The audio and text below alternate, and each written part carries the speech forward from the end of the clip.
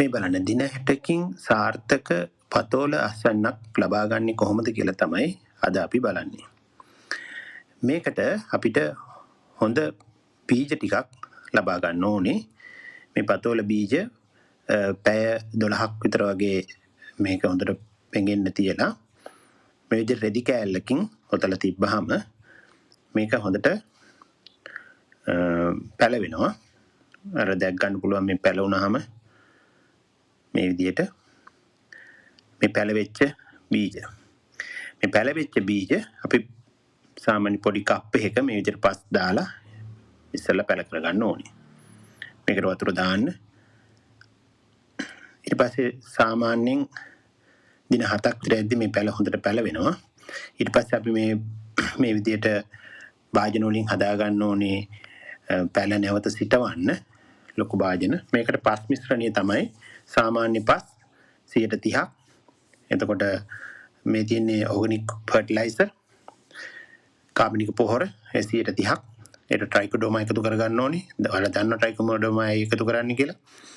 ඊට පස්සේ කුකුල් පොහොරස් 10ක් විතර මේකට එකතු කරගෙන 10 30ක් එකතු කරගන්නවා. ඒතර මේ පස් මිශ්‍රණය තමයි අපි මේකට පාවිච්චි කරන්නේ. මේක සුපිරි පස් මිශ්‍රණයක්. ඊට පස්සේ මේ පස් මිශ්‍රණය අපි අපේ පැලේ මේ විදිහට පැලවුනහම අපි ඒක සිටව ගන්න ඕනේ.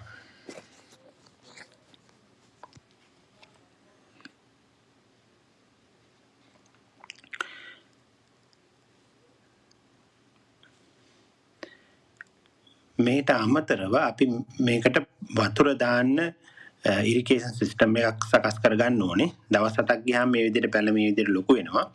ඊට පස්සේ ඒ වගේම අපි මේ විදිහට ට්‍රේල්ස් මේකට හදා ගන්න ඕනේ. ආධාරක මේ වැල ශක්තිමත්ව ඉහළට යන්න.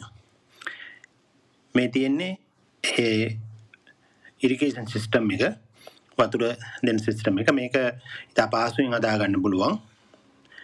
වතුර නිතරම මේ පැලවලට වතුර අවශ්‍ය වෙන නිසා මේ විදිහට වතුර සිස්ටම් එකක් හදා ගන්න ඕනේ.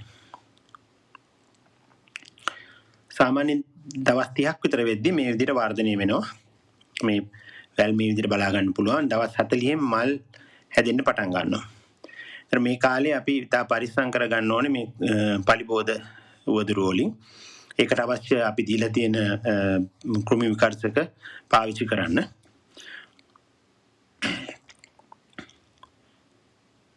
මේ දින 65ක් විතර වෙද්දී අපිට අස්වැන්න නෙලා ගන්න පුළුවන්.